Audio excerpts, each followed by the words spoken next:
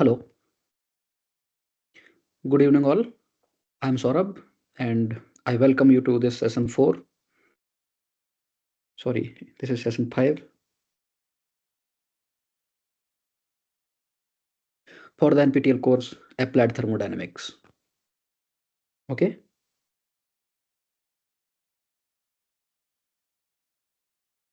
we are starting module 3. So, we will begin the discussion on internal combustion engines. We will try to solve some problems which I hope will be helpful for you to solve the assignment questions.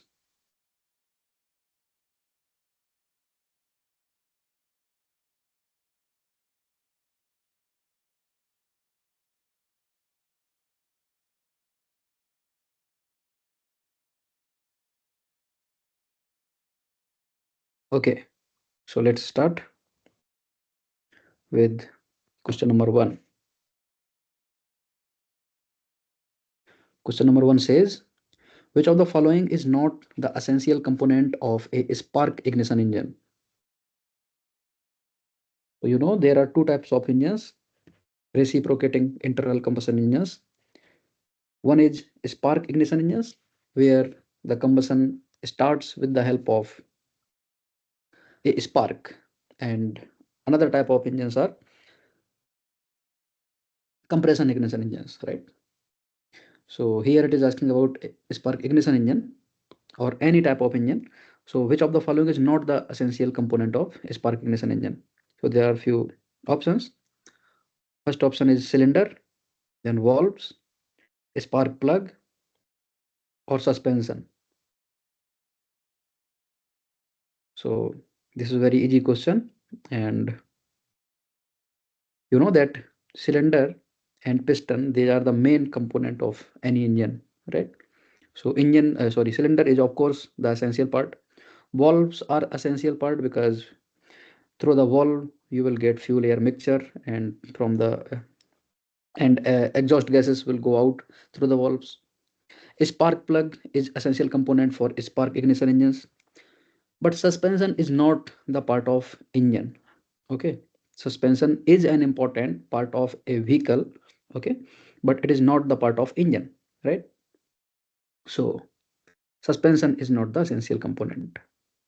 Suspension is important for the vehicle for your comfort, to reduce the jerks and other vibrations, but it is not the part of engine.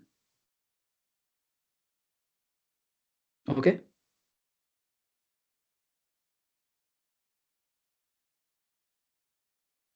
now question number 2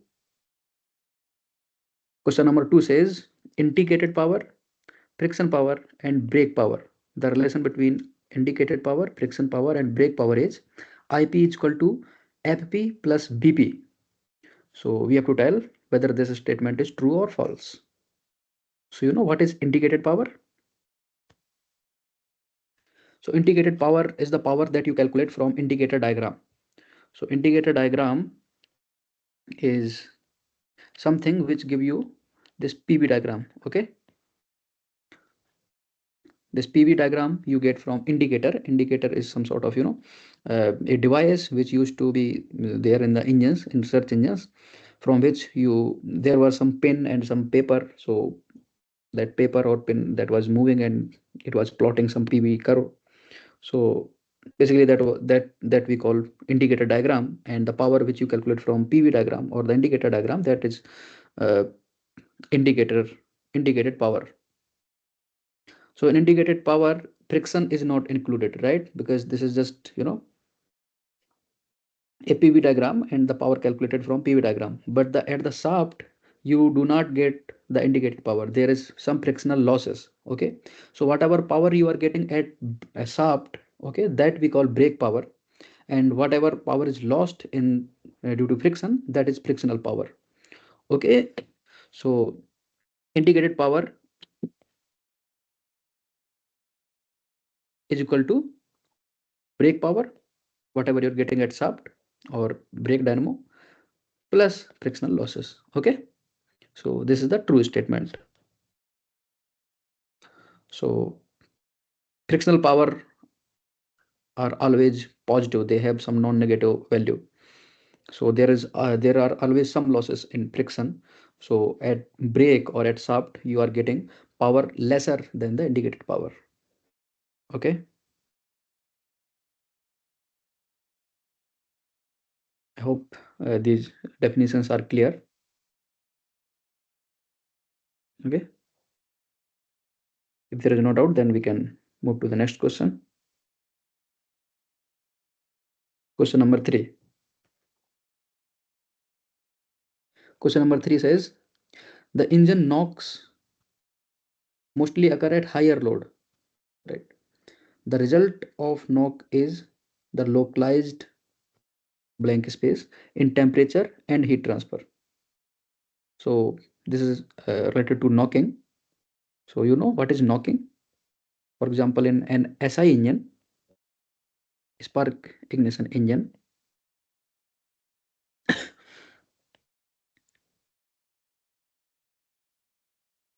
let us say this is spark.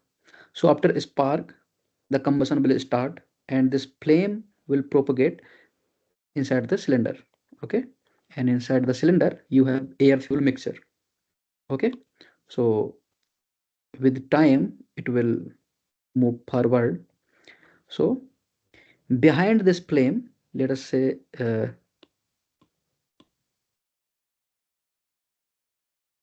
in this black shaded area, here there are combustion products, right? So combustion has already taken place there. And since these products have already burnt, so there is no, possibility for burning more. But the components ahead of this flame, they are unburnt product. Basically, they are air fuel mixture. Okay. But since the combustion has started, so there will be high pressure and high temperature. Okay. So in this region, there is high pressure and temperature. And temperature, because of this high temperature, auto ignition of this unburnt charge, okay, this can start. Okay. This is unburnt charge or air fuel mixture. Okay. So due to high temperature,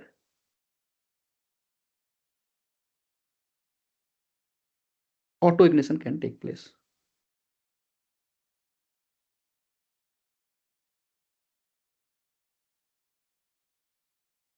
Okay. And on this auto ignition, you don't have any control. Okay. So this uncontrolled combustion, this causes knocking. Okay. So this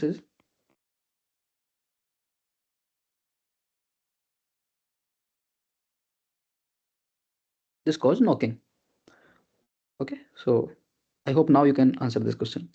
So we will read the question again. The engine knocks mostly occur at higher load. Yes, at higher load, uh, the possibility of knocking will be more because temperature inside this, chamber will be more. Pressure will also be more. The result of knock is localized increase or decrease in temperature and heat transfer. So it is increase. Okay, increase and heat transfer. Increase in temperature and heat transfer from this, burnt part to unburnt part. Okay, so localized increase in temperature and heat transfer, this will cause knocking. Okay. And because of knocking, again there will be localized increase in temperature and heat transfer. Okay, so what I am trying to convey is that this auto ignition will take place at some in form of some packets. Okay, at some locations. Okay, so the locations where this knocking is taking place, at those places there will be increase in temperature. Okay, so that is what is meant by localized increase in temperature. Okay, so knocking take place because of uh, increase in temperature inside the chamber, basically in the unburnt part. Okay, so because of high temperature, auto ignition of this unburnt charge can take place at a different location in form of some packets. So at those locations where the knocking is taking place, around those locations, temperature will rise. Okay, so that is localized increase in temperature. Okay, and this combustion is very uncontrolled, and this causes you know noise, vibrations, and also this can damage your engine. Okay, so correct option is increase in temperature and heat transfer. Okay,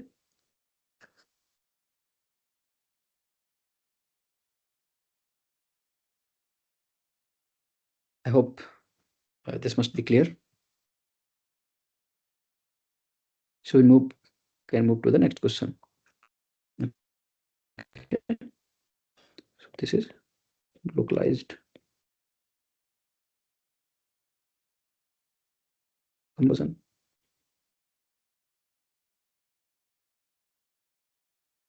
So this will lead to localized increase in temperature and heat transfer.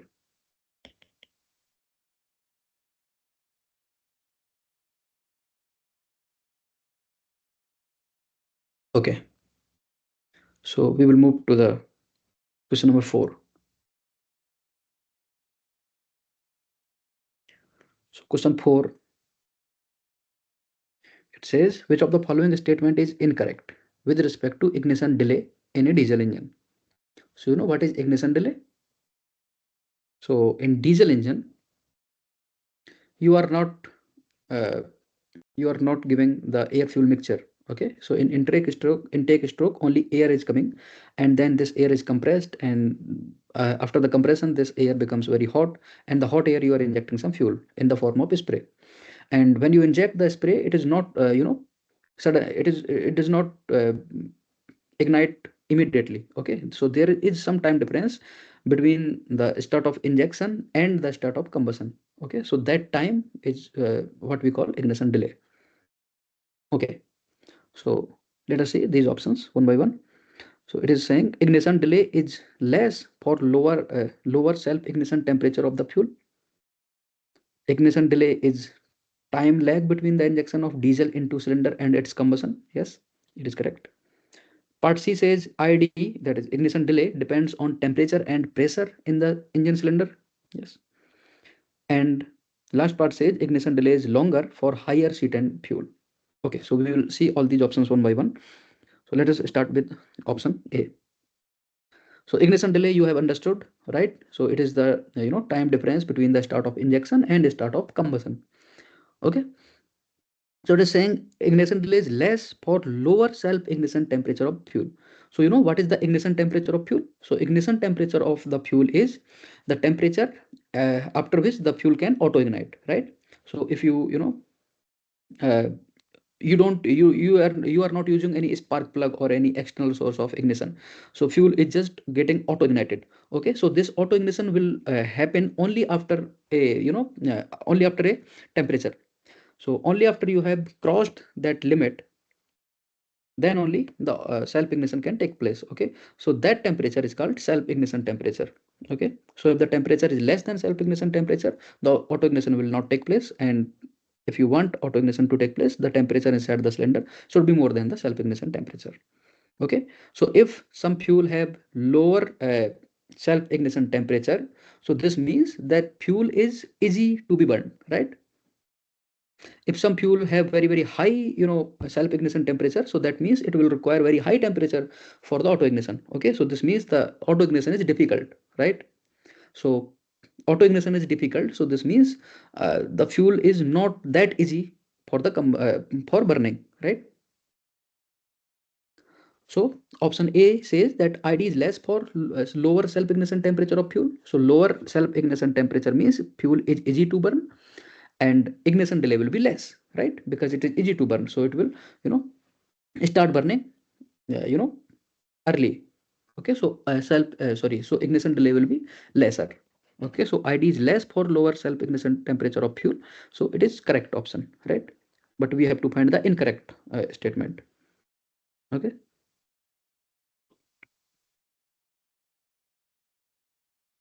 Option B says the ID is time lag between the injection of diesel into cylinder and its combustion. Yes, this is correct. So this is what this is what is called ignition delay. That is this is its definition. Okay, so ignition delay is the time difference between the injection of diesel spray into cylinder chamber and start of combustion. So part B is also correct option, but we have to find incorrect. Part C says ID depends on temperature and pressure in the cylinder. Yes, it is correct, because if the temperature inside the cylinder is higher, then it will increase the speed of chemical kinetics, right? Because chemical kinetics, the rate of those chemical reaction, that depends on the temperature. If the temperature are higher, then speed of these reactions will be higher, and your fuel will burning, you know your fuel will start burning early. Okay, so temperature promotes the start of combustion. Okay, so if temperature inside the cylinder chamber is more, so the ignition delay will be less, small.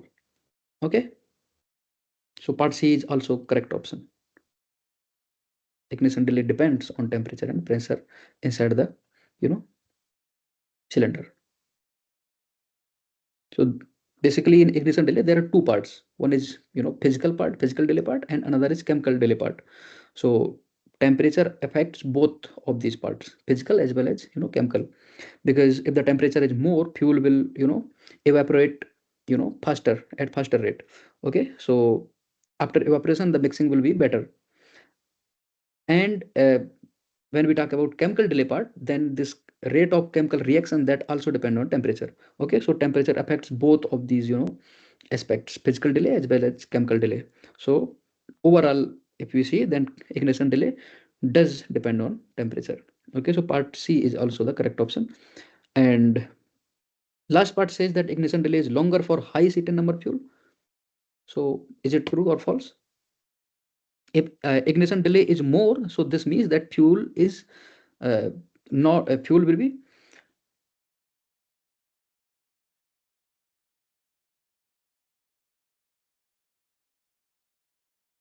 Yes. So if ignition delay is more, so this means fuel is very difficult for burning. Okay, so it will be difficult for difficult to burn the fuel which has higher ignition delay. Okay, but C10 number is a measure that how easily a fuel can be self ignited, auto ignited. Okay, so if some fuel has higher longer ignition delay, so this means fuel is difficult for combustion, and C10 number will be less, right? So if ignition delay is more, so this means C10 number should be less, because high C10 number fuel means uh, this is high C10 number fuels are good diesel engine fuels, and good diesel engine fuels should be easy for auto ignition. And the fuels which can easily undergo auto ignition, those fuels will have lower ignition delay. Okay, so if ID is longer, so this means C10 number will be less. So part D, which says that ID is longer for higher C10 number fuel, that is a incorrect option. So that is what we had to you know find. Okay, incorrect option. So part D is the incorrect option. Okay,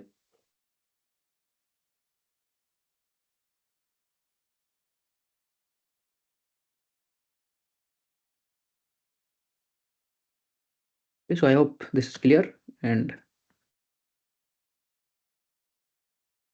we can move to question 5. Okay, question 5 says an automobile engine produces power output of 50 kilowatt with thermal efficiency of 35%. Okay, the fuel consumption in kilowatt per hour rate is, so we have to find the fuel consumption rate.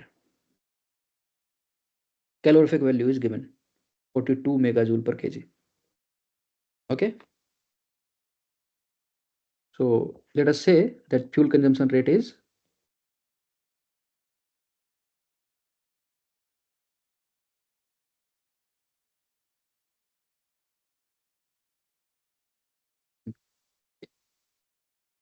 and calorific value, let us say, is EF. Okay, so per unit time, how much chemical energy you are giving to the engine? So you are providing M into CF. This is the chemical energy that you are providing. And how much work output you are getting? The power or work output per unit time, that is 35 kilowatt. Okay, so no engine can convert all the chemical energy into work. Okay, so there are some losses, and the ratio of how much work, how much chemical energy is being converted into work, that ratio is basically uh, efficiency, right? So efficiency is work output per unit time or power divided by how much chemical energy you are given with the fuel.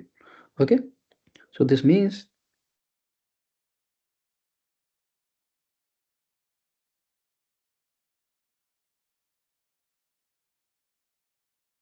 fuel consumption rate will be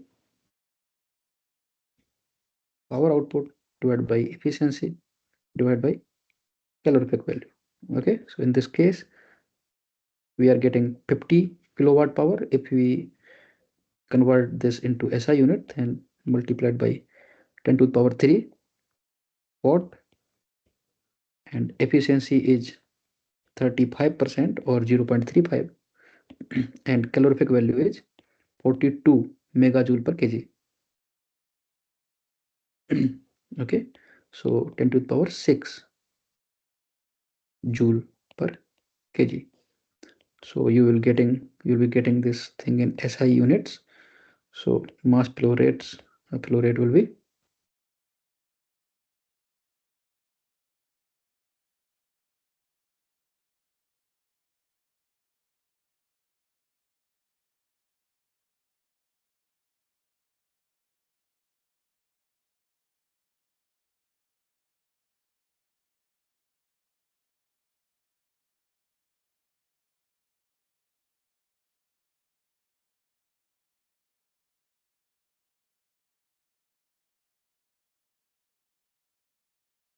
okay. So it is coming out to be 0.0034 kilojoule per second, and the question is asking this thing in, you know, terms of kilogram per hour. So we'll have to multiply by 3600, right? So it is coming out to be 12.24 kilogram per hour. Okay, so this is fuel consumption rate. Okay, so is there any option? Option A, 12.2. Yes, this is the closest option. Other options are, you know, different. So the correct option should be option A, right? So this was easy question, and I hope that this was clear, and we can move to the next question, question number 6.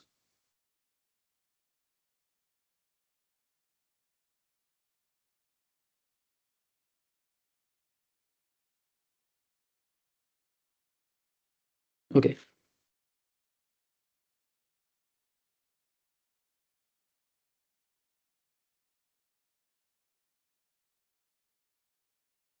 question 6 says the ratio of volume of free air delivery to the shaft volume of the piston is known as volume of free air delivery per stroke to the shaft volume of the piston. So this ratio is called what? Isentropic efficiency, compressor efficiency, mechanical efficiency, or volumetric efficiency. So, so this is just a definition based question, and you know that this ratio is nothing but the volumetric efficiency, right? So this is volumetric efficiency. So volumetric efficiency is how much air is going inside the cylinder in one stroke to the maximum volume of air that could have gone inside the cylinder. Okay, so why the volumetric efficiency is not 100%? Because when the piston goes down, so pressure inside the cylinder reduces and it becomes lesser as compared to the atmospheric pressure. Okay, since the atmospheric pressure is more than the pressure inside the cylinder, so air flows from environment to the cylinder. Okay, but when this pressure becomes equal, pressure inside the cylinder becomes equal to the atmospheric pressure, then there will be no flow. Okay, so basically the flow rate depends on this pressure difference, right? But when this pressure difference reduces, the flow rate also reduces, right? So there will be, so you cannot completely fill the, your cylinder with the air at one atmospheric pressure, right? Okay, so volumetric efficiency is never 100%. Okay, so this is the definition. Volume of free air. This free air term is important. Free air means the air at atmospheric pressure. Delivery per stroke divided by swept volume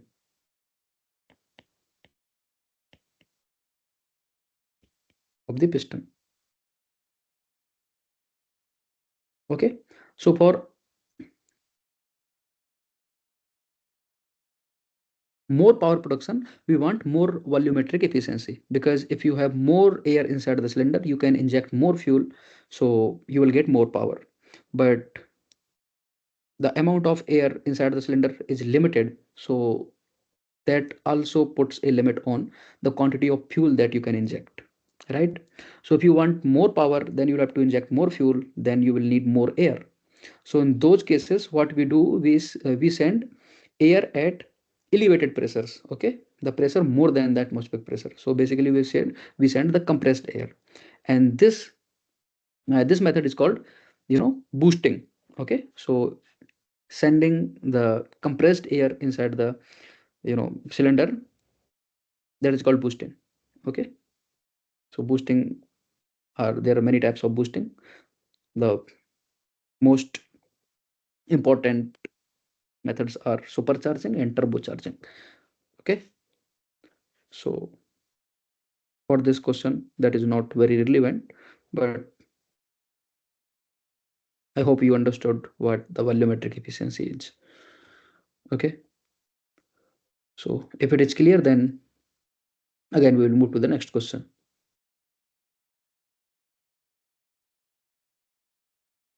Okay,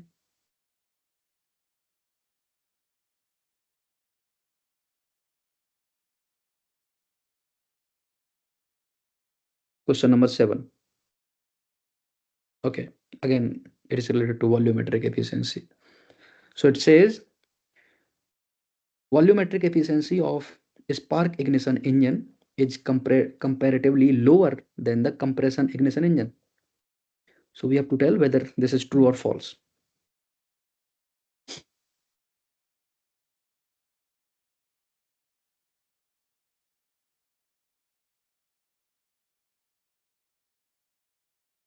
So to answer this question, you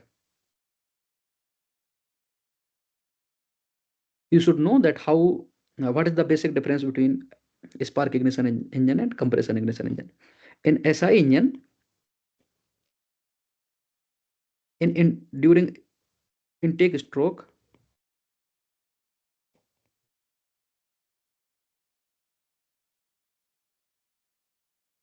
in SI engine, the mixture of fuel and air comes inside the cylinder, right? Mixture of fuel and air comes inside the chamber. But in compression ignition engine, as we discussed in some previous question, only air comes inside the cylinder. So now you can answer this question. In case of SI engine, some volume will be taken by fuel, right? Because fuel will get evaporated, and some part, there is not 100% air. Okay, so there will be a significant percentage or significant volume that will be of fuel. But in CI engine, only air comes in, right? Then fuel is injected. Okay, so in SI engine, you are not sending 100% air. Okay, but in compression ignition engine, you are getting 100% air. Okay, so some air is displaced by fuel in case of SI engine. So this reduces the volumetric efficiency, because volumetric efficiency is nothing but the actual amount of air getting inside the cylinder divided by the maximum amount of the air that could have gone inside the cylinder at the same condition, at the atmospheric pressure. Okay, so because some part of air is displaced by the fuel, so you are not getting, you know so you are getting less air. Okay, so because of this, the volumetric efficiency in case of spark ignition engines is reduced. Okay, so this statement that volumetric efficiency of a spark ignition engine is comparatively lower than compression ignition engine is the true statement, right? Because here in case of SI engine, some air is displaced by fuel. Okay, fuel, in the gaseous form. Okay, so you are getting lesser air.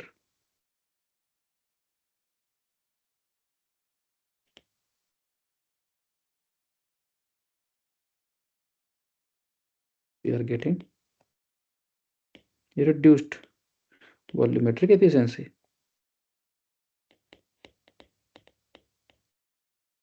Okay, so the statement is true. Okay, I hope this is clear, and we can move to the next question. Question number, this was 7. So question number 8.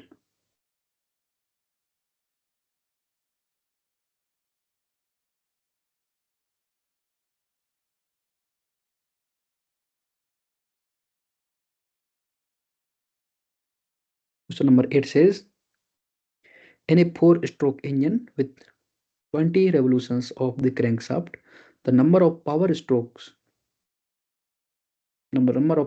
is 12. Okay, so there are two types of reciprocating engines: 2-stroke engines and 4-stroke engines. Okay, in 4-stroke engines, one complete thermodynamic cycle is completed in 4 strokes, and in 2-stroke engine, the one complete thermodynamic cycle is completed in 2 strokes. So what is one stroke? The one stroke is when the piston travels from one end to another end, then we call, okay, this is one stroke. Okay, for example, when the piston travels from the top dead center to the bottom dead center, then we call, okay, one stroke is completed. So in similarly, when it travels from the bottom dead center to the top dead center, again we will say this is one stroke. Okay, so when there are such 4 strokes, then one thermodynamic cycle is completed in case of 4-stroke engines, and in case of 2-stroke engines, one thermodynamic cycle is completed in 2 strokes. Okay, but in this question we have to focus on 4-stroke engines. Okay, so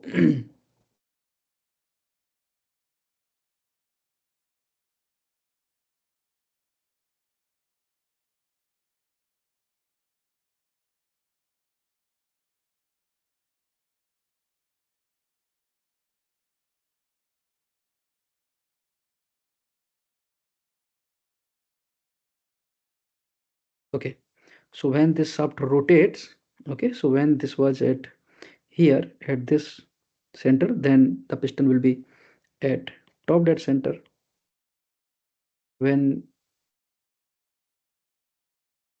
This will come here, then you will get bottom dead center, and again from bottom dead center to top dead center there will be one more stroke. Okay, so when this shaft rotate once, okay, in one rotation, in one revolution,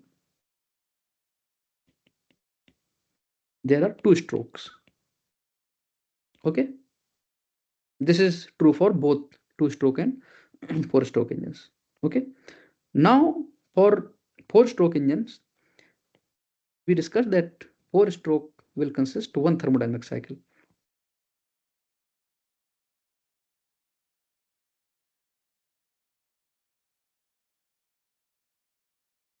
Okay, for one thermodynamic cycle, we require four strokes for four stroke engine. Okay, so for two stroke, we need one revolution. So for four strokes, we will require two revolutions, right? So this means two revolutions. Okay, so in one thermodynamic cycle, there is one power stroke, right? So in one thermodynamic cycle, there are four stroke and there is one power stroke, right? So there is one power stroke in one thermodynamic cycle. Okay, so for one thermodynamic cycle, you need four strokes. Four stroke means two revolutions. Okay, so for one power stroke, you will need two revolutions. Okay, so two revolutions corresponds to one power stroke in four stroke engines. So 20 revolutions will correspond to,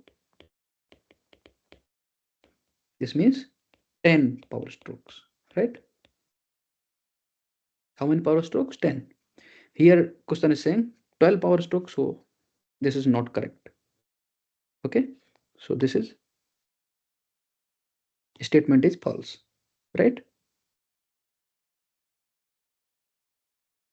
Okay,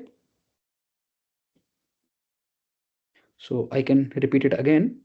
For two stroke engines, one thermodynamic cycle is completed in two strokes, and in four stroke engines, one thermodynamic cycle is completed in four strokes. And in all the engines, one revolution corresponds to two strokes, right? Because piston goes from top to the bottom, one stroke, then bottom to top, another stroke. Okay, so one revolution means two strokes, and one thermodynamic cycle will consist of one power stroke. Okay, one thermodynamic cycle consists of one power stroke. Okay, so since one thermodynamic cycle requires four strokes in four stroke engine, so this means one power stroke will require four strokes in four stroke engine, and uh,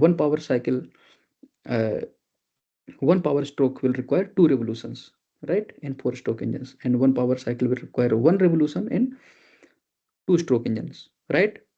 So one thing you can note here is that in two stroke engines there is one power cycle corresponding to each revolution, but in four stroke engine there is one power cycle corresponding to two revolutions. Okay, so the number of power strokes per revolution is more in case of two stroke engines. Okay, so this thing you should remember, because you can require this thing to answer maybe any next question, I don't know. Okay, so I hope this is clear and we can move forward. Okay, next question, question number 9.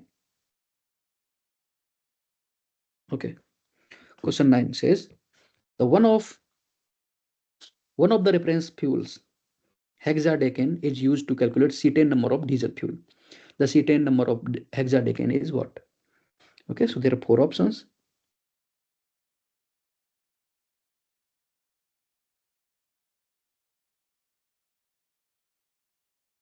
So as we discussed in some previous question, that cetane number tells the quality of a diesel fuel. Okay, the fuel which is to be used in diesel engine. So the fuels which have higher cetane number, so that means that fuel can be easily auto ignited. Okay, so the higher cetane number means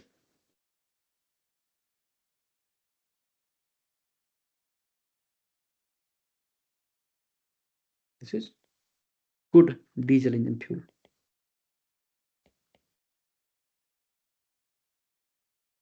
This means fuel will be easily auto ignited, and the fuels which have lower ctn number, they will not be easily auto ignited, and they are not good diesel engine fuel. Okay, but how to measure this ctn number? To measure the ctn number, what we do, we make a blend. Okay, we make a blend of two compounds. One is hexadecane and another component is isocetane. Okay, and we mix the cetane. Okay, this hexadecane is also called cetane. Okay, so this is also called cetane. Okay, we mix cetane and isocetane in such a proportion so that the blend have same ignition delay as the fuel. Okay, so you have some fuel for which you want to measure the cetane number. Okay, so you prepare a blend which has same auto ignition as compared to your fuel. Okay, so the proportion of cetane, the percentage of cetane in that blend, that is called the cetane number. Okay,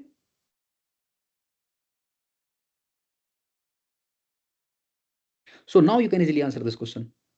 So you have cetane and you want the cetane number of cetane itself. Okay, so you want to prepare a blend which has same ignition delay as cetane. Okay, so you will not mix any isocetane. You will have only cetane, right? Am I clear? Okay, so there is only cetane, 100% cetane. So this means the cetane number of cetane will be 100, right? So cetane or the hexadecane has 100 cetane number, correct? Okay,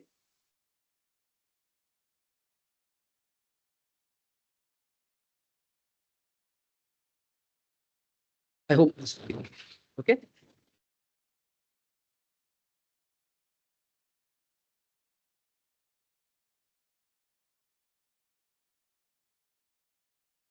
ketane is also called hexadecane, and the chemical composition for hexadecane is, you know, C16H34, and it is unbranched. Okay, so 1, 2, 3, 4, 5, 6, 7, 8, 9, 10, 11, 12, 13, 14, 15, 16.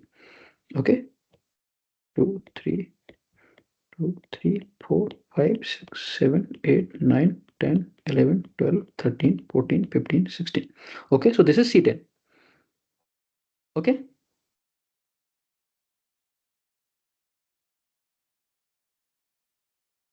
and there is something called isocetane.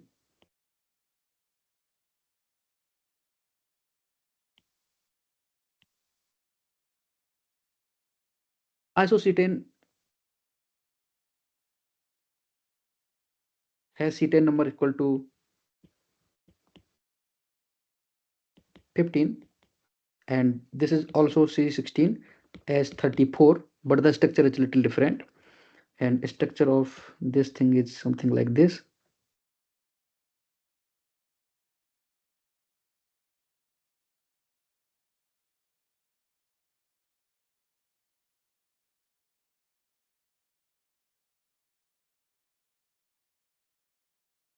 Okay, 1, 2, 1, 2, 3, 4, 5, 6, 7, 8, 9, 10, 11, 12, 13, 14, 15, 16. Okay,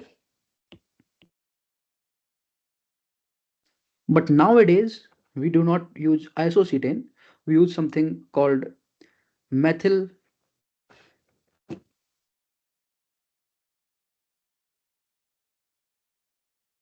We use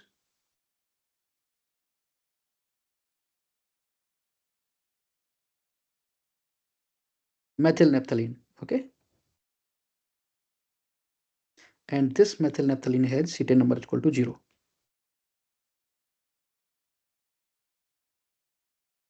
Okay, so now you know how do we define cetane number. You have a fuel, you want the cetane number of that fuel, so you prepare the blend of cetane and this methyl naphthalene, and the blend and the fuel should have same ignition delay, and the percentage of cetane in the blend is the cetane number of your fuel. Okay, and the cetane number of cetane itself or hexadecane is 100. Okay, so I hope this will be clear. Okay,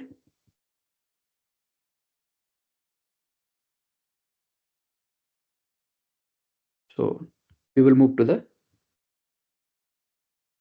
next question, question 10. Okay, again cetane number, fine. Cetane number is defined as the percentage of volume of n cetane. N cetane is just normal cetane. Okay, and what is another component? So it is saying alpha methyl naphthalene, alpha ethyl naphthalene, alpha hexyl naphthalene. Okay, so we have already discussed that another component is nowadays which is used is methyl naphthalene, alpha methyl naphthalene. Okay,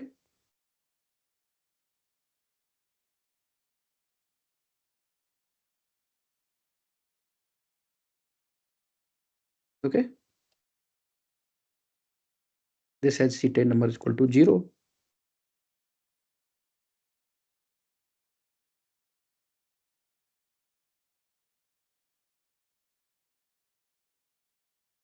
Okay, so you prepare a blend of this compound and cetane so that this blend and the fuel for which you want to know the cetane number, the ignition delay of fuel and this blend should be same, and the percentage by volume of n cetane in the blend will be your cetane number of the fuel. Okay, I hope this is clear and we can move ahead.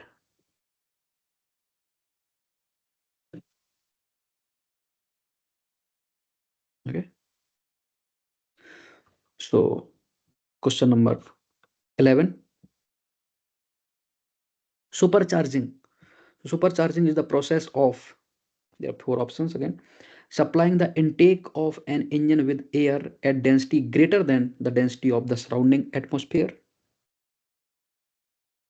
providing forced cooling air, injecting excess fuel for raising more loads, or supplying compressed air to remove combustion products fully. We have discussed this in some previous question where we were discussing volumetric efficiency, right? We discussed that if you want more power, then you'll have to inject more fuel. But for injecting more fuel, you will require more air. Okay, more mass of air. But if you are just getting air at the same density as the atmospheric air, so there is a limitation. Okay, so if you want more air, what you do, you send the compressed air. Okay, compressed air will have more density. Okay, so for compressing and sending the higher density air is called boosting. Okay, and this boosting will require a compressor. Okay, and this compressor will require some power. If you are getting this power to run the compressor from the shaft, engine shaft, then we call it supercharging.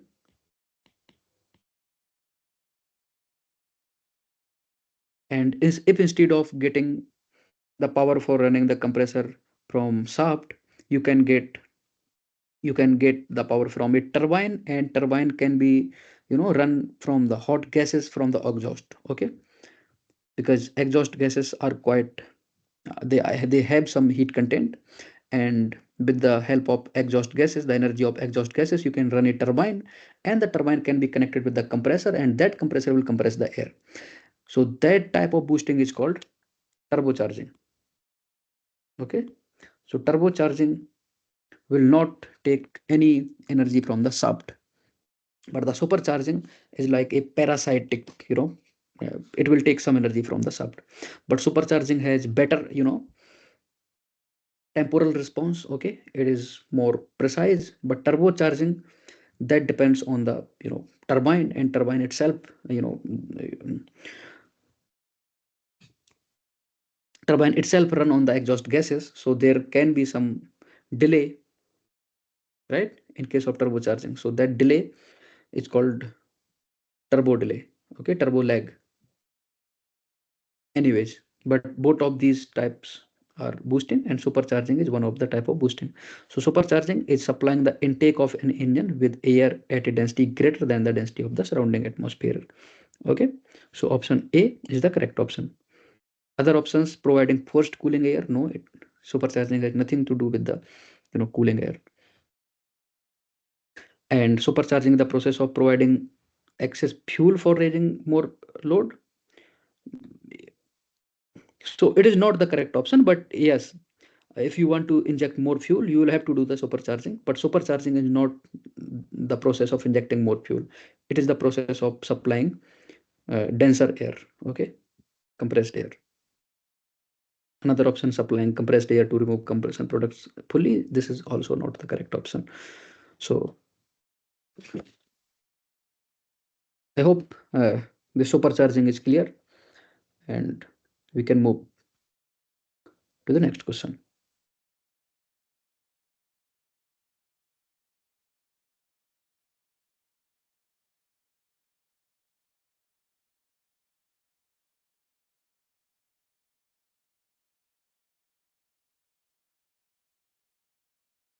Question number 12. Question number 12 says a four-cylinder spark ignition engine is designed for compression ratio 9 with a swept volume of 0.0025 meter cube. For a square engine, calculate the bore and clearance volume of the engine. Okay, to solve any questions, the definitions of all these terms, what these terms mean, that should be clear to you. Four-cylinder engine means there are four such cylinders, okay, and the swept volume will be the total swept volume of the four cylinders. So if you want the swept volume per cylinder, then you'll have to divide it by 4. Okay, a square engine, you should know what is bore and what is clearance volume. So bore is nothing but the diameter of the cylinder. Okay, so this diameter is called bore. What is clearance volume? Clearance volume is the volume when the piston is the top piston is at the top dead center. Okay, when the piston is at the top dead center, the volume inside the cylinder is not zero. Okay, there is always some leftover volume. Okay, so that is called clearance volume. So clearance volume is the minimum volume. Okay, and what is compression ratio? Compression ratio is the maximum volume of the cylinder to the minimum volume of the cylinder. Okay, so compression ratio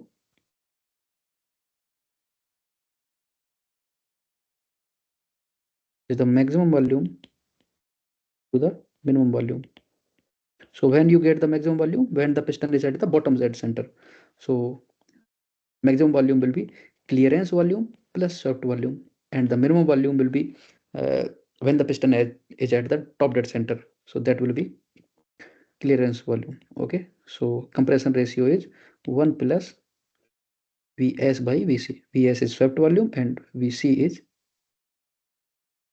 clearance volume, and Vc is clearance volume. Okay, swept volume is given.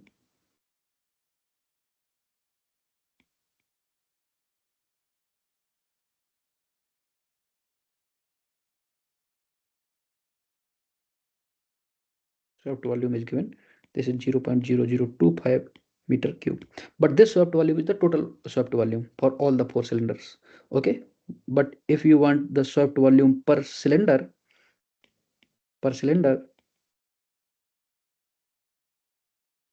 then we'll have to divide it by 4. Okay. So now you can calculate the clearance volume, right? Because you know this relation, CR is equal to 1 plus Vs by Vc. You know the CR, clearance, sorry, compression ratio is given 9. So this CR is equal to 1 plus swept volume, you know, 0.0025 divided by 4. divided by Vc. So Vc you can calculate as 0.0025 meter cube by 4 divided by 4 into 8, right? So you can calculate this value.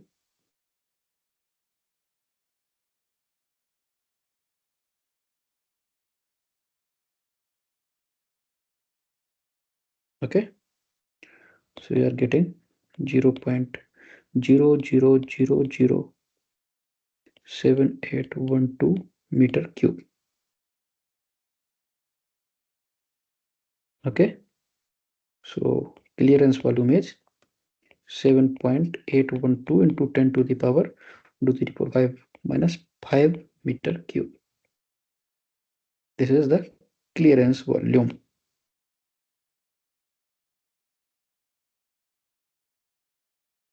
Okay, what else we have to find? We have to find the bore. Okay, bore means the diameter. Okay, so we know swept volume is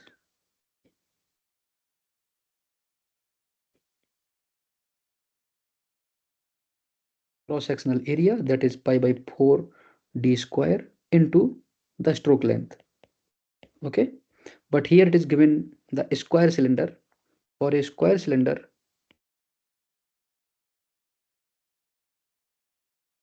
stroke length and bore is equal.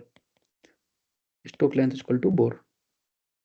Okay, so swept volume will be equal to pi by 4 d cube, right? And this is given to be how much? 0.0025 meter cube by 4. Okay, so now you can calculate the bore. Bore will be equal to 0.0025 meter cube by 4 into 4 by pi and cube root of this thing. Okay, so 4 will cancel out 4. So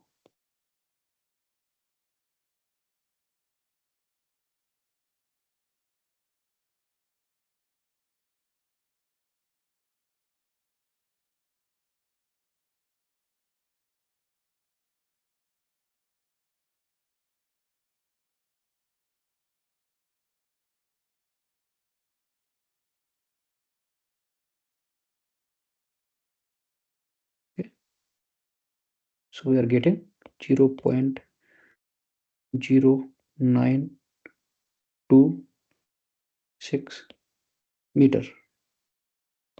Okay, we have to find this thing in terms of millimeter. So just multiply this quantity by 1000, so you'll get 92.6 millimeter. This is the bore diameter. Okay, 92.6, and the clearance volume is 7.812 into 10 to the power minus 5 meter cube. So let's check the options. So option A is the closest option for the bore diameter 92 and the clearance volume 7.812 into 10 to the power minus 5 meter cube. Okay, so option A should be the correct option in this case. I hope these terms are clear. What is compression ratio, what is swept volume, what is bore diameter, what is clearance volume, and what are the relations between all these terms. Okay, so if it is clear, then we can proceed for next question.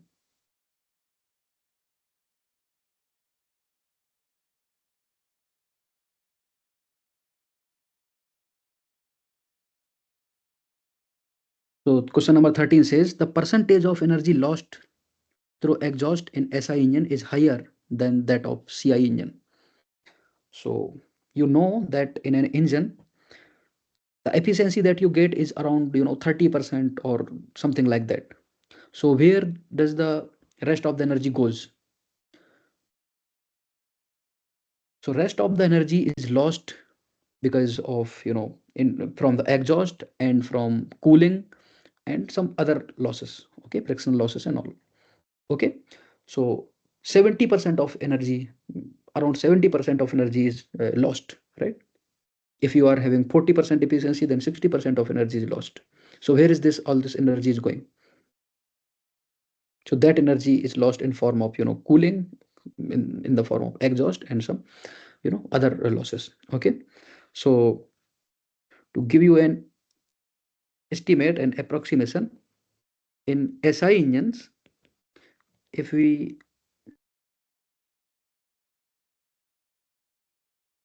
talk about cooling losses, then around 17 to 26% energy is lost in cooling.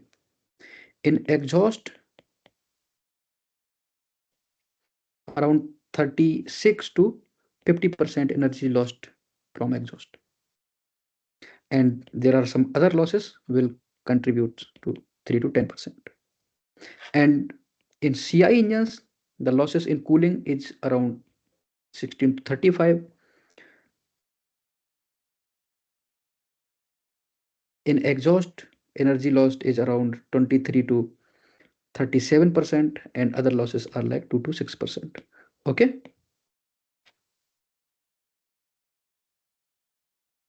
CI engines have better efficiency. Sorry, CI engines have better efficiency as compared to SI engines. So losses in CI engine are less as compared to SI engine. Anyways, so it is saying about exhaust, energy lost through exhaust. So you can see that energy lost in exhaust in SI engine is higher than energy lost through exhaust in CI engine. Okay, so statement is true. Okay, so all these quantities are in terms of percentage. Anyways,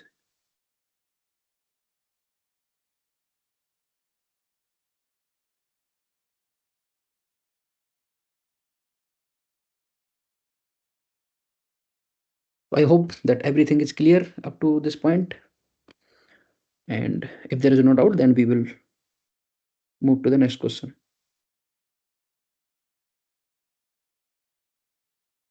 Question number 14 says, in four-stroke engine, which of the following is also known as power stroke? We have discussed the four-stroke engines and two-stroke engines, right? So four-stroke engines,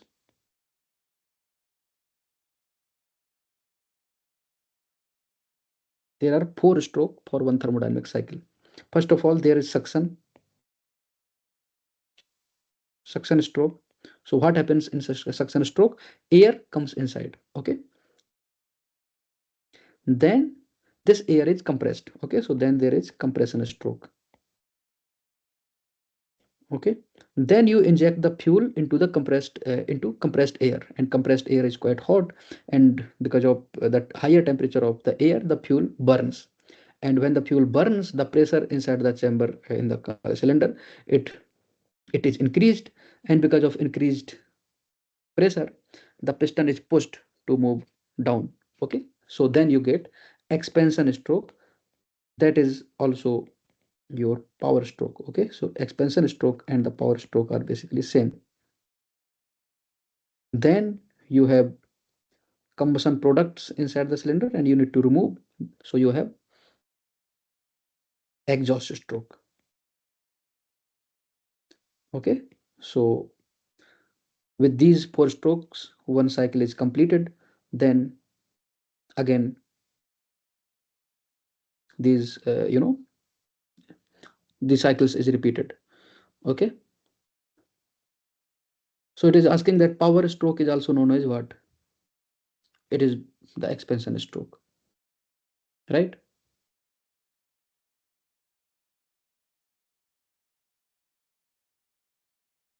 So the correct option is part C, right? Expansion stroke. So we'll move ahead to question number 15.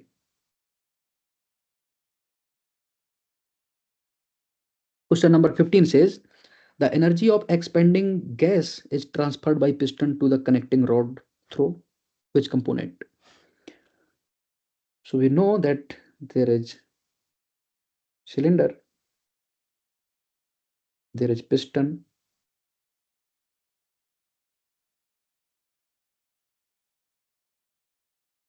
and this piston is going down, and this piston is connected to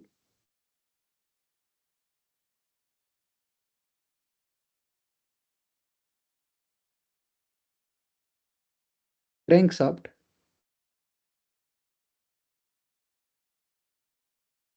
Okay, this is the connecting rod. This is piston, and this is chamber. So here you have expanding gases.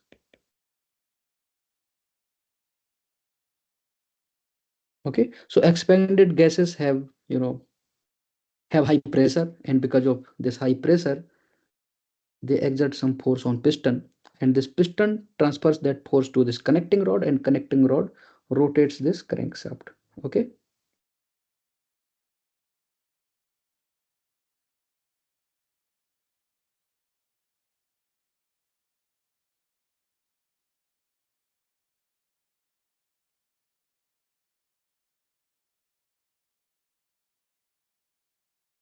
okay. So it is asking that how the force is transferred from piston to the connecting rod. So between this piston and this connecting rod, there is some pin. Okay, so there is some pin. So with the help of this pin, the force is transferred from piston to connecting rod, and this piston is called Gudgeon pin. Okay, so the energy of accelerated gas is transferred by piston to the connecting rod through crank pin. No, because crank pin is not between the piston and connecting rod. The Gudgeon pin is something which transferred energy of expanding gas from piston to the connecting rod. Okay, bearing, no. Crankcase, no. Okay, Gudgeon pin is the correct option. We will see a diagram, then it will be become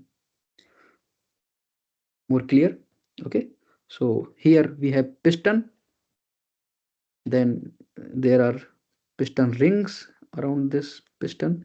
Okay, so that it provides some sort of sealing so that gases are not lost, there is no leakage. Then there is Gudgeon pin, okay, between the piston and the connecting rod. So this is Gudgeon pin. Okay, so this is the connecting rod, and the smaller end is towards the piston, and the larger end is towards the, you know crankshaft. Okay, so the bigger one end is towards the crankshaft, so there is one bearing, big end bearing. Okay, so this is where you can find the Gudgeon pin. Okay, so I hope uh, this is clear now. Okay, if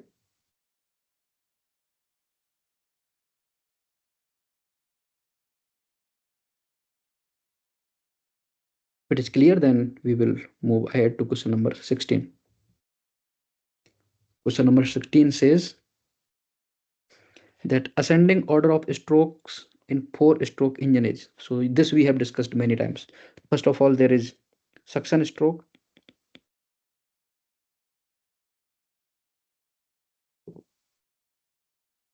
In suction stroke, air or air fuel mixture comes in. Then there is compression stroke. In compression stroke, air or air fuel mixture is compressed.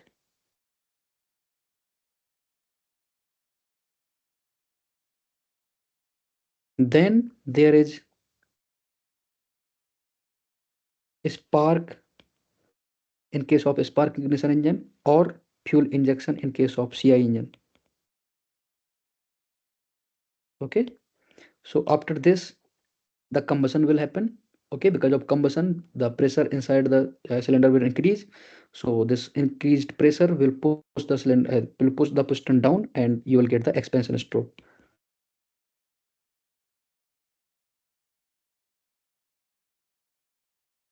This is also called the power stroke. And then you will have exhaust gases, and you need to remove those gases, so you will have the exhaust stroke. So these four strokes forms one complete thermodynamic cycle, and this cycle is repeated again and again. Okay, so the correct order we have to tell. So this is the correct order: suction stroke, then compression stroke, then expansion, then exhaust. So we check the options, then we find that option B uh, is the correct option. Okay, suction stroke, then compression stroke, then expansion stroke, then the exhaust stroke. This is the correct order of four strokes in a four-stroke engine. Okay,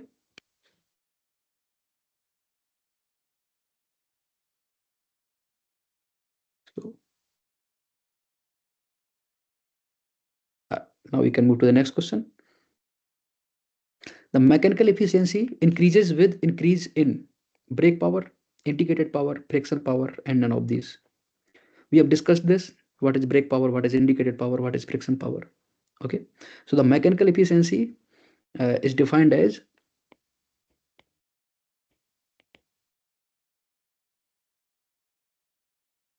equal to brake power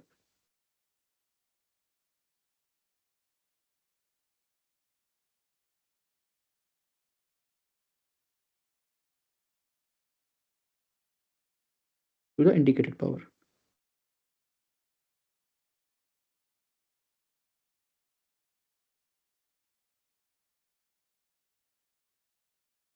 Okay, so if the brake power increase, the mechanical efficiency will increase if we keep the indicated power constant. Okay, but if you increase the load, then brake power will increase, but the indicated power will also increase. But if you keep the RPM constant, then friction will remain almost constant, because friction depends on the speed. At higher speeds, friction power is more, friction losses are more. So at a given speed, if you increase the load, then brake power will increase, indicated power will also increase, but this ratio, this will also increase. Okay, so mechanical efficiency increases with increase in brake power. Okay, in another terms you can write it as mechanical efficiency is equal to indicated power minus frictional power divided by indicated power. Okay,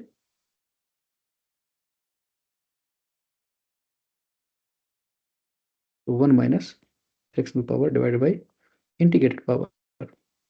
Okay, at higher load, at constant speed, this frictional power uh, will not change that much, but indicated power will increase. So overall this mechanical efficiency will increase. Okay, so mechanical efficiency increases with increase in brake power. Okay, so I hope this is clear, and we can move forward.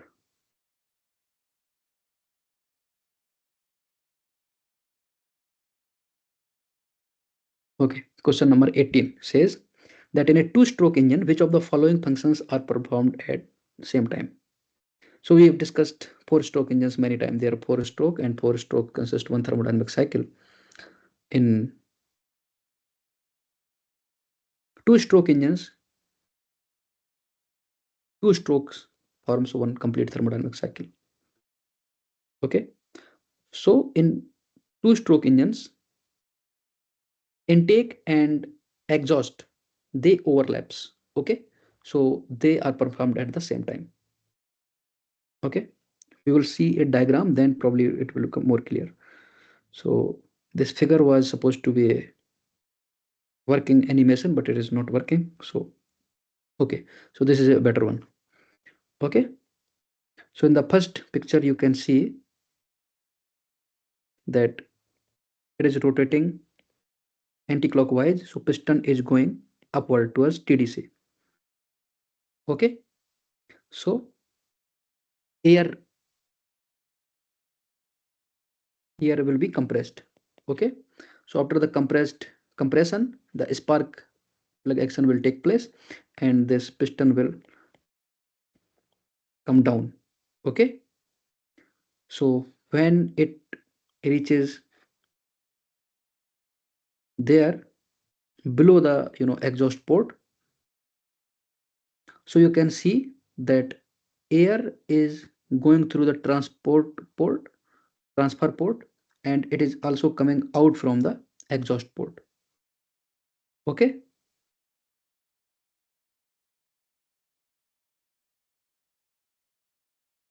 then it will go upward, and when it will go upward, air will come inside as well as the exhaust gases will go out. Okay, so the exhaust stroke and intake stroke, they overlaps. Okay, so the correct option should be option C. Okay, I hope this is clear, and we can move to the next question. Question number 19. It is a numerical question. It says a four cylinder, four stroke petrol engine develops 14.7 kilowatt at 1000 rpm. The mean effective pressure is 5.5 bar. We have to find the bore and stroke of the engine if the length of stroke is 1.5 times the bore. Okay, so we have discussed most of these terms, right? So there's a new term, mean effective pressure.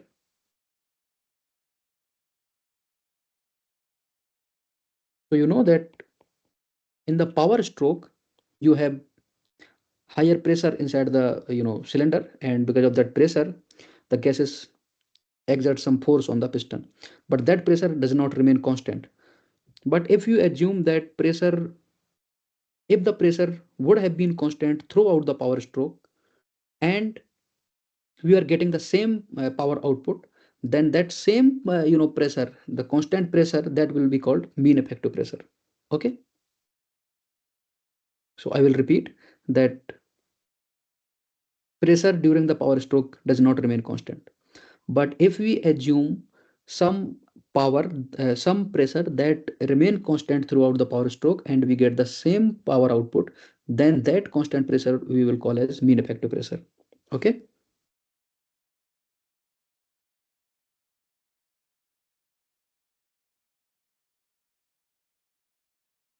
okay. So we have four cylinder, four stroke engine. The engine develops 14.7 kilowatt of power. Okay, this power is for all four cylinders. Okay, so this means 14.7 divided by 4 kilowatt per cylinder, right? And in one power stroke, how much work output will be there? In one power stroke, you will get mean effective pressure multiplied by swept volume. This will be the work output from one power stroke, right? And you have 1000 rpm, revolutions per minute. So this means 1000 divided by 2 cycles per minute, because in two revolutions there are four stroke and one complete thermodynamic cycle, and in one thermodynamic cycle there is one power stroke. Okay, so in two revolutions you have one power stroke. Okay, so 1000 revolutions per thousands revolutions per minute means 1000 divided by 2 cycles per minute. Okay, so this means 500 power strokes per minute. So this means 500 divided by 60 power strokes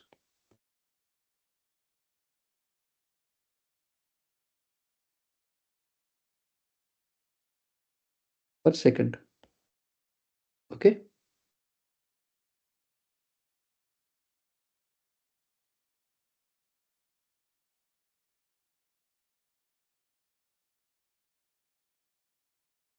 Okay. So in 1 second, you have 15 by 16 power strokes. So in one power stroke, how much energy, how much work is produced? MEP into swept volume. Okay, in 1 second. This is from one cylinder. Okay, swept volume. This we swept. We are writing for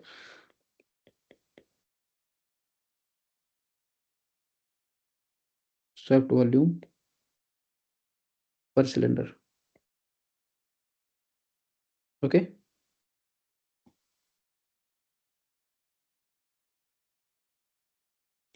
and this is the work output per second, and work output per second is nothing but the power, right? So if we write it into mean effective pressure is how much? 5.5 bar. We will write everything in SI units. 5.5 into 10 to the power 5 bar. I'm not writing the unit, but I am converting everything into the base units. Okay. Then swept volume is equal to 14.7 kilowatt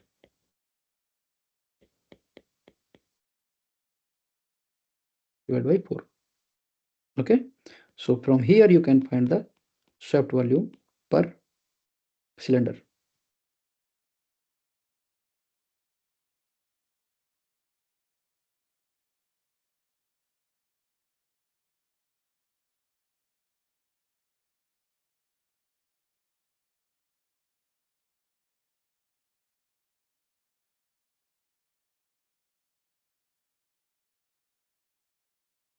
Okay.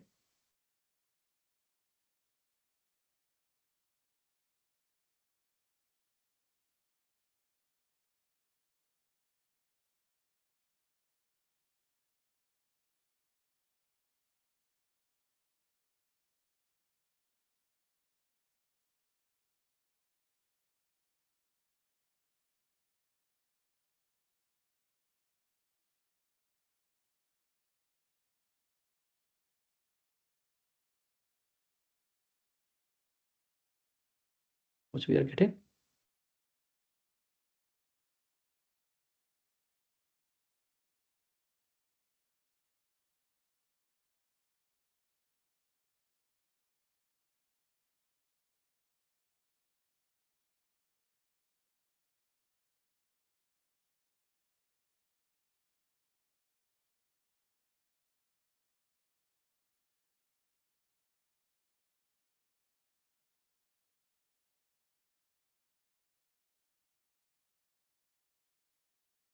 Meter cube.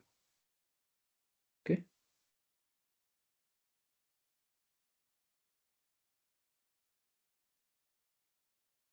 So 80.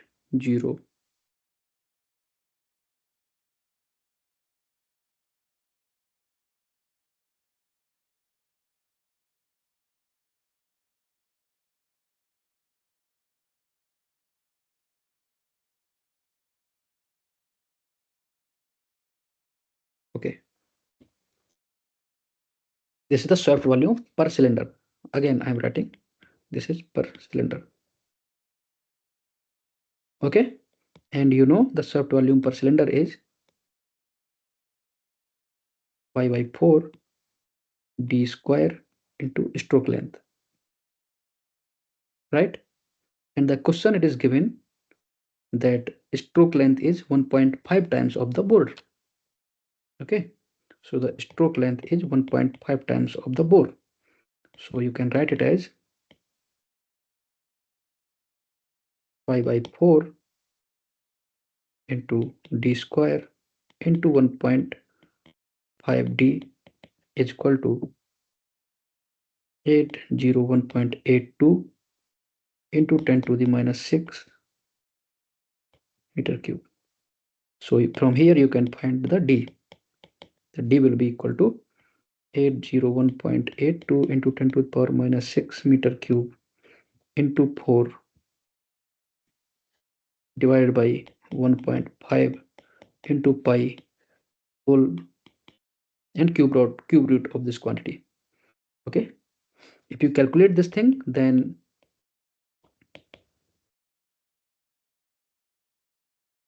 you will get the bore diameter.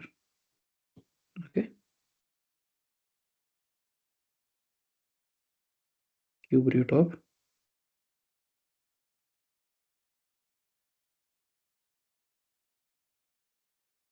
4 into 801.82 into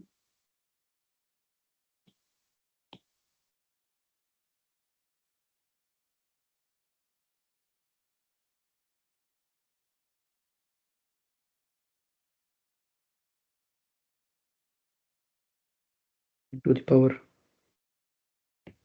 minus 6.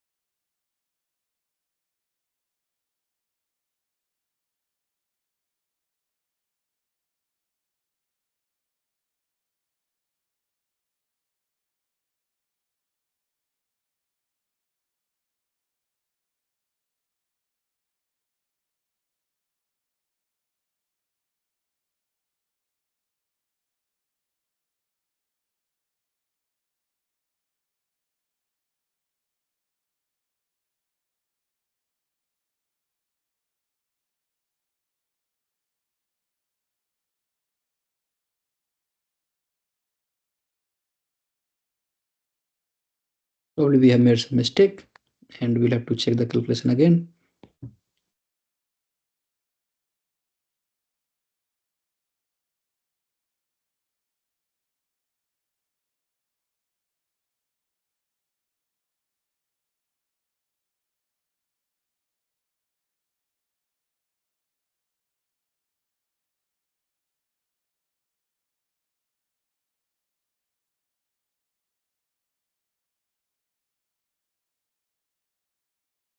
Okay, no, I think now it is correct.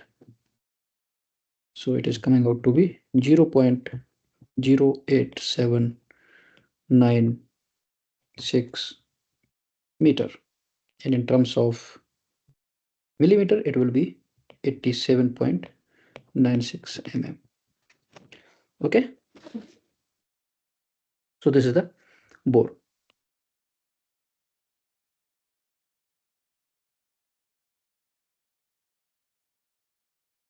Okay, so what we had to find, calculate the bore and stroke. So stroke is 1.5 times of this, so the stroke length is 1.5 times of this. Okay,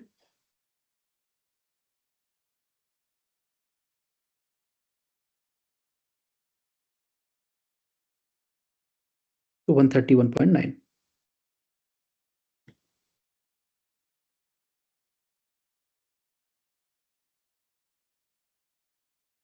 Okay, this is bore diameter and this is stroke length. Okay, so I hope this is clear. Okay, and we can move to the next question. Question number 20. Don't need this space, we can remove this.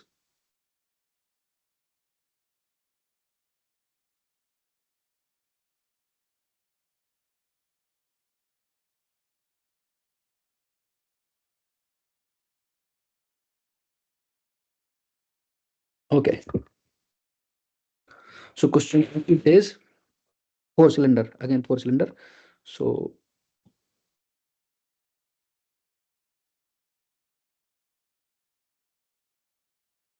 4 cylinder 4-stroke spark ignition engine develops a brake torque, maximum brake torque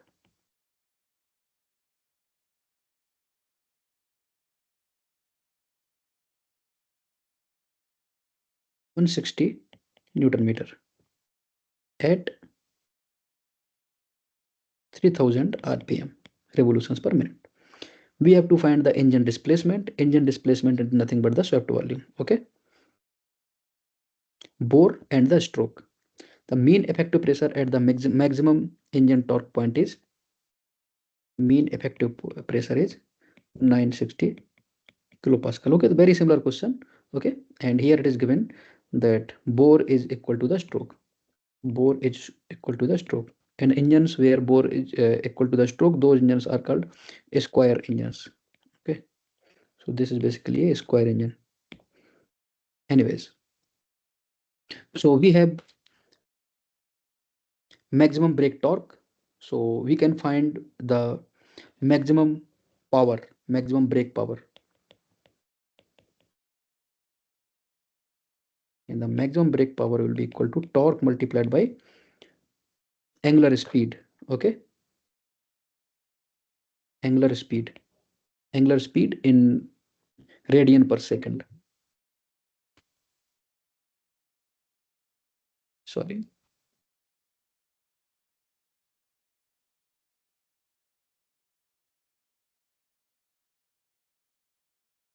Okay, so 160 Newton meter. And if you want to convert this thing rpm into revolutions, sorry, radian per second, then 3000 multiplied by 2 pi, so it will be in radian, and for per second you need to divide by 60. Okay, so you will get this thing into watt, right? So this is maximum brake power. Similarly, you can get the maximum brake power from mean effective pressure. Okay, maximum brake power will be equal to maximum mean effective pressure into swept volume into, okay, here this swept volume is the total swept volume for the 4 cylinders. Okay, so please keep this in mind. Okay, or you can divide it by 4 anyways, but let us say this is the total swept volume. So maximum mean effective pressure multiplied by swept volume into number of power strokes per second. Okay, so number of power strokes per second will be rpm divided by 2 divided by 60. Okay, so this is the maximum brake power. Okay, so now you can compare this maximum brake power from two relations and you will get swept volume. Okay, because mep is given. So 160 into 3000 into 2 pi by 60. I'm not writing the unit. Whatever we will get, that will be in the SI units. Okay, MEP. How much is MEP? MEP is 960 kilopascal. 960 kilopascal. Okay, into 3000 divided by 2 by 60 into VS. Okay, so this 3000 cancels out 3060 cancels out as 60. Okay, so we have VS is equal to 160 into 2 pi divided by 960 into 1000. Okay, into 2. Okay, so this is total swept volume.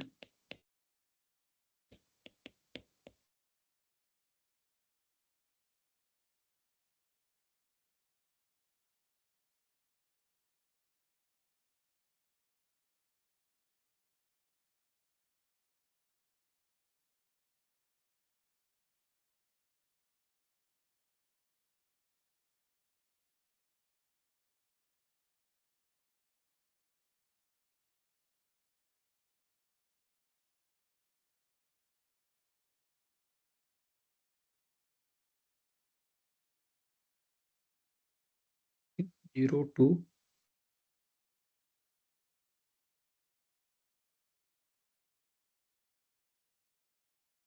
0.02094 meter cube. If we divide this thing by 4,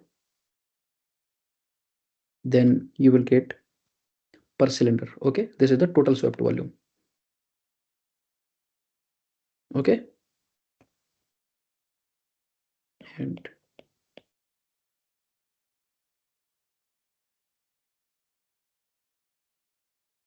per cylinder will be, we have divided by 4, so we'll getting 5.2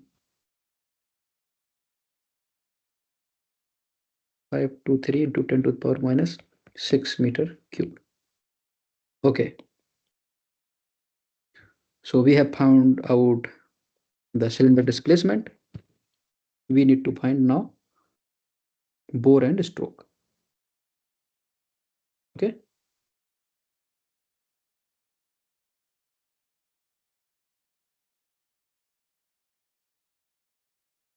so soft volume per cylinder is equal to pi by 4 d square into L, and in our question it is given that d is equal to L. Okay, so we have pi by 4 d cube is equal to 523 into 10 to the power minus 6 meter cube. So d will be equal to 523 into 10 to the power minus 6 into 4 divided by pi and cube root of this whole quantity, and we will get the bore in meters.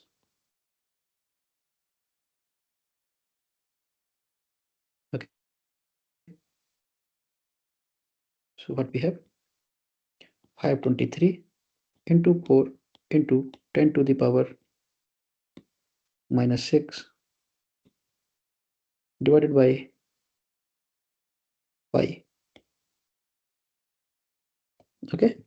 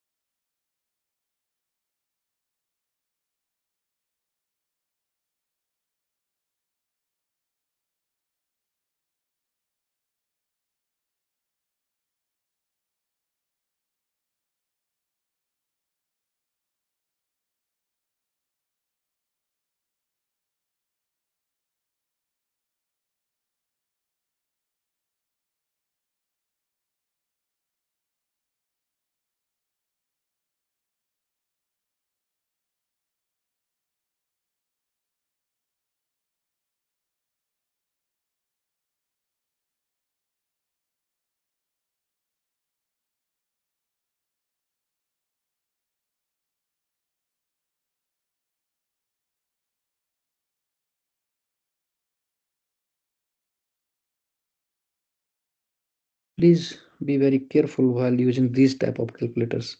If you miss one bracket, then you will get wrong values.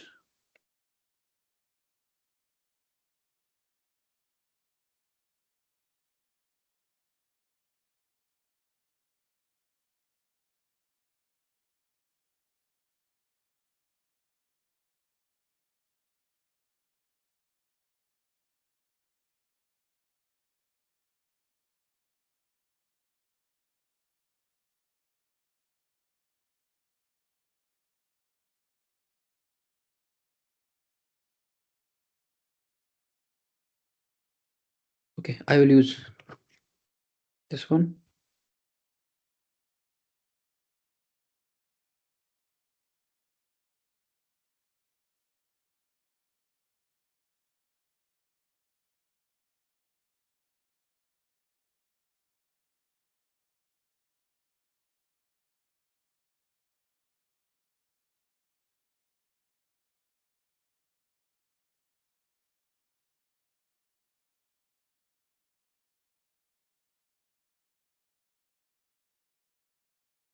Okay,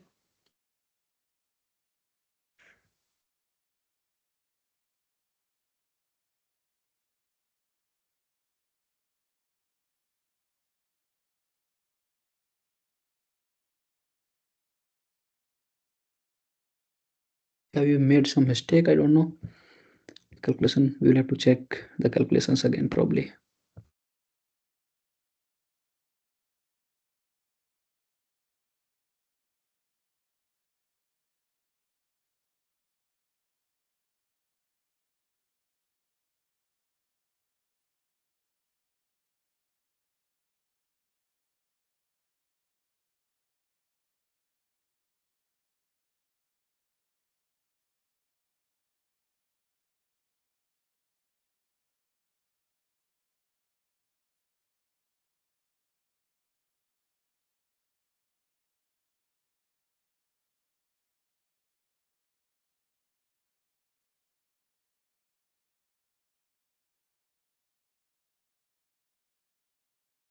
Okay, let us check all these calculations again.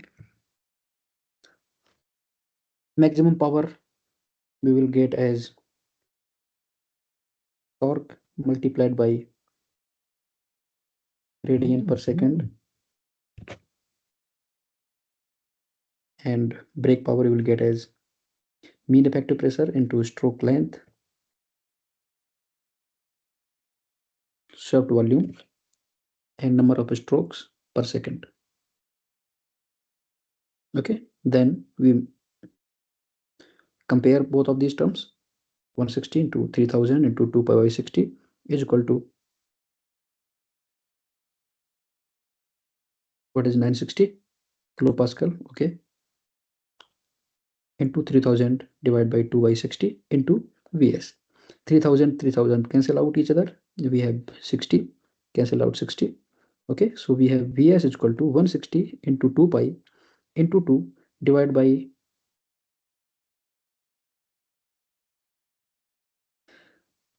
960 to the power 3. Okay, so I will check this value quickly.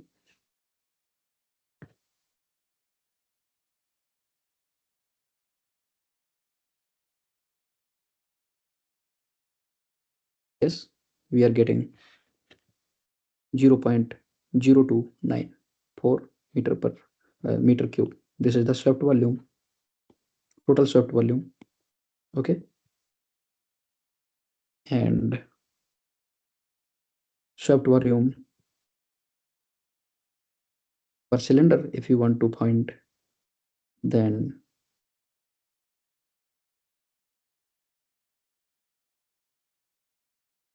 we need to divide this quantity by 4.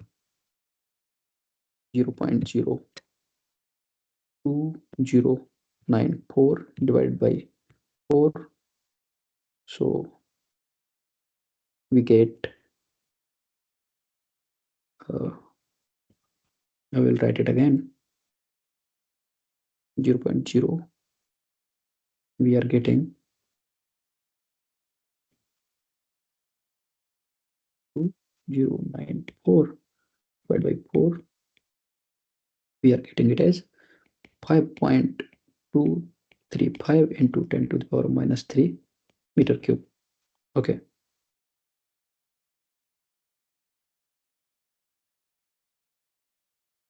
5.235 into 10 to the power minus 5 meter cube. Okay, 5 into 2, 3, 5 into 10 to the power minus 3 meter cube. Okay, now if we do this calculation, then we have 5.235 into 10 to the power minus 3 into 4 divided by pi and cube root of this quantity. So we are getting 188.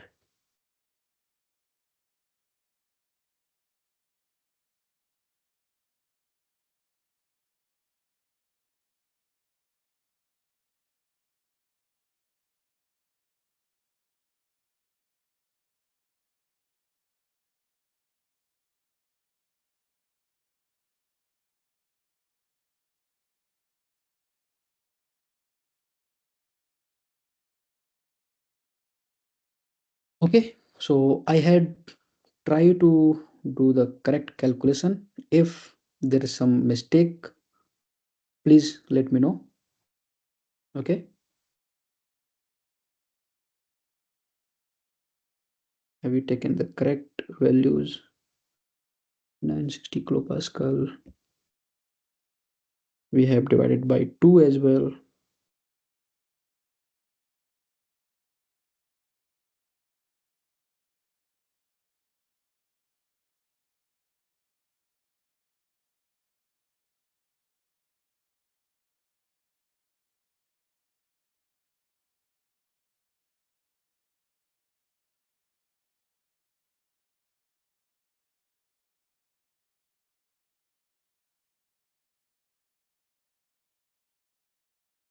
Okay, so this would be the correct option. Okay, correct value. But again, to make sure it is correct, we will do, uh, again do the calculation. So power developed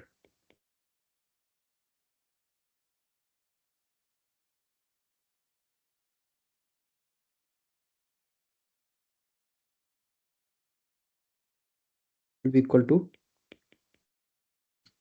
2 pi into torque. Okay, torque into 2 pi into rpm divided by 60, and if you divide by 1000, so it will be in kilowatt. Okay, and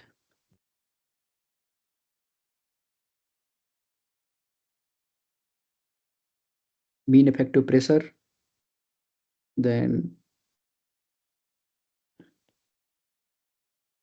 stroke length,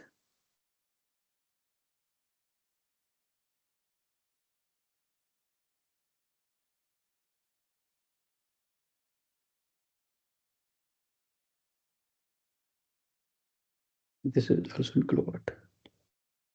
Okay, so pm is mean effective pressure, L is stroke length, A is area of uh, cross section. Okay,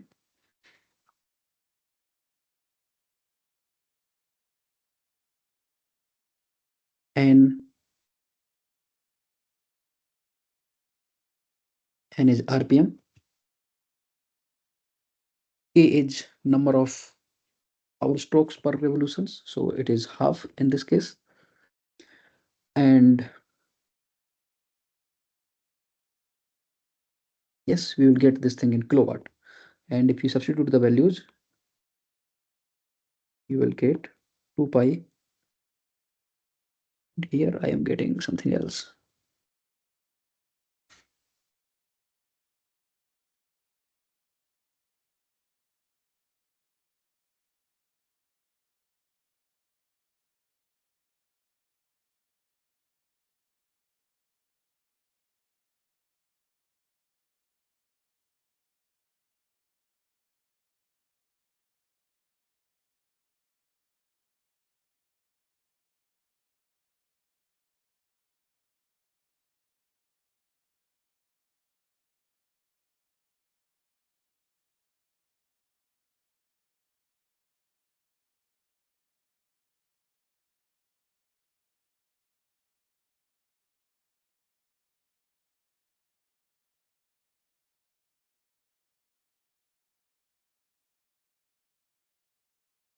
The values then 2 pi into 3000 rpm into 160 divided by 6 into 1000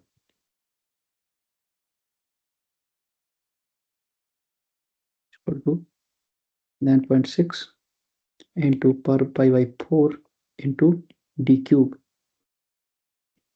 into 3000 into half to 10 by 6. Okay, if we calculate both values, then we get 2 into pi into 3000 to 160 divided by 60 into 1000. So here it is 50.26 is equal to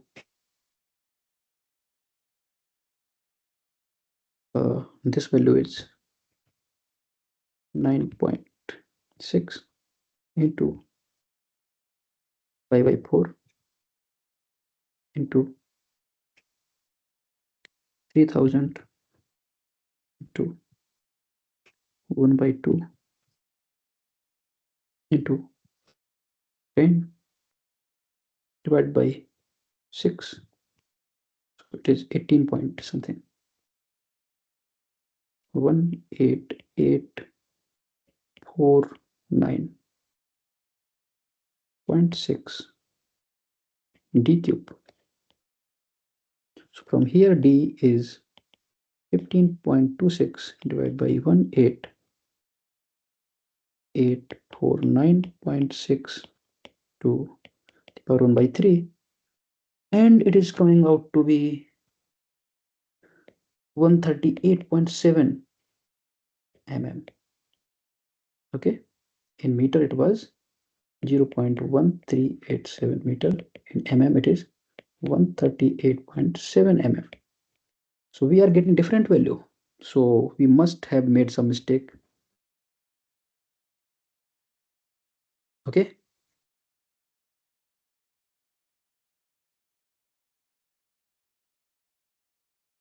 So we will have to check this everything again. Okay. We will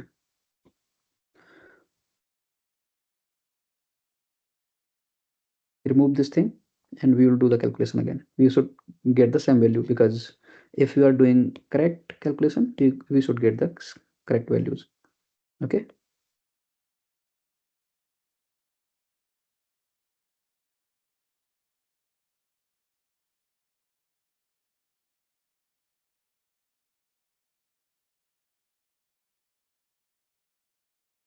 Sometimes if you are checking the calculation what mistake you have made, then sometimes it is like hidden. Okay. So sometimes it is better to do it from starting itself. Okay, we have maximum brake torque. Okay, and we have rpm, we have mean effective pressure. Okay, so from brake torque we can find the maximum power, right?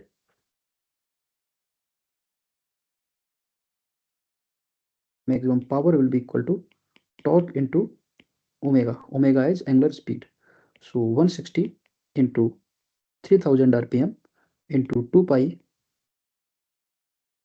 by 60. Okay, so this will be in watt, right? This will be in watt.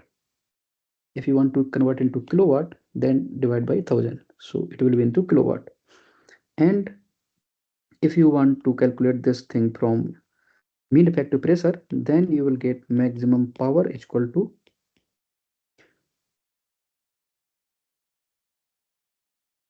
mean effective pressure into swept volume into number of power strokes. So number of power strokes will be rpm divided by 2. This is in per minute, so divide by 60. Okay,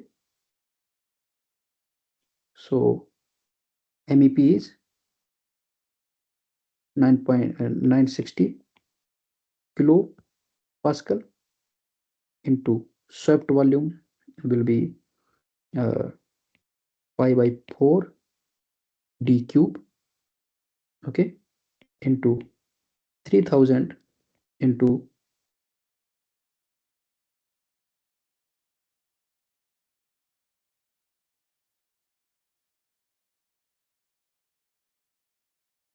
uh,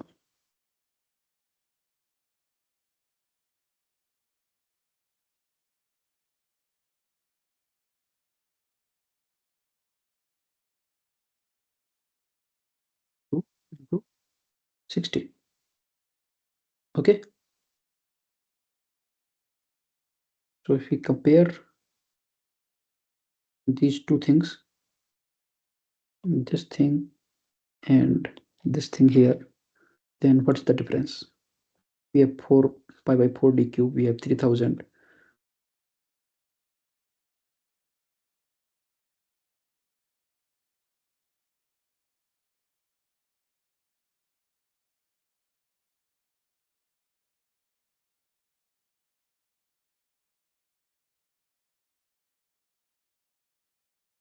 both are same. Okay, so we should get the same values. Okay, from here as well as what we done at bottom. Okay, so we will calculate the values again. So this value we have already calculated, this value we have already calculated, right?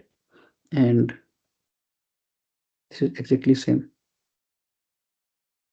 and this is coming out to be 50.26 kilowatt, and this was coming out to be 18849.6 d cube. Okay, so now if you compare these two quantities, then you will get the correct value. 50.26 is equal to 18849.6 d cube. So you can find d as cube root of 15.26 divided by 18849.6 cube root of this quantity, and it will be in a meter. Okay, so this we have already got.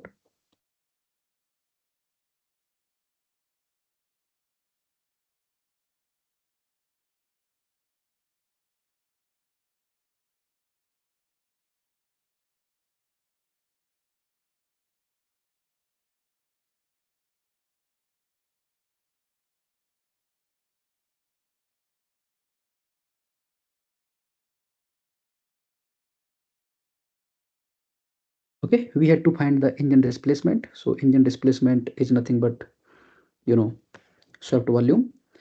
We also have to find bore and stroke. So bore we have found out d. Okay, and bore and stroke are same in this case. Okay, so we have find all the required quantities. Okay, so bore is basically d, that is 138.7 mm. Stroke L, that is equal to d, in this case 138.7 mm. And engine displacement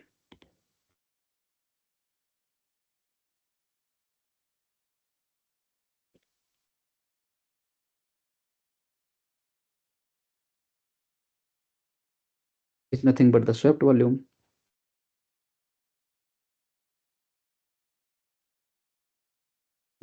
We have find out the swept volume to be how much? We have not found out right now.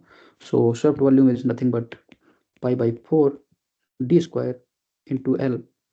So pi by 4 into d is 138.7 square, and L is also same. We can find it in terms of mm or in terms of meter. Let us find it in terms of meters. So pi by 4 into 0.1387 cube meter cube. And if we calculate this value,